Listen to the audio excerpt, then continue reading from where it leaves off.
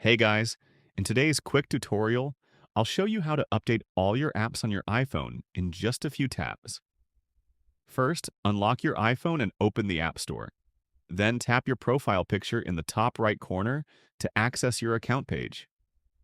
Scroll down to the Available Updates section where you'll see all the apps that have new versions available.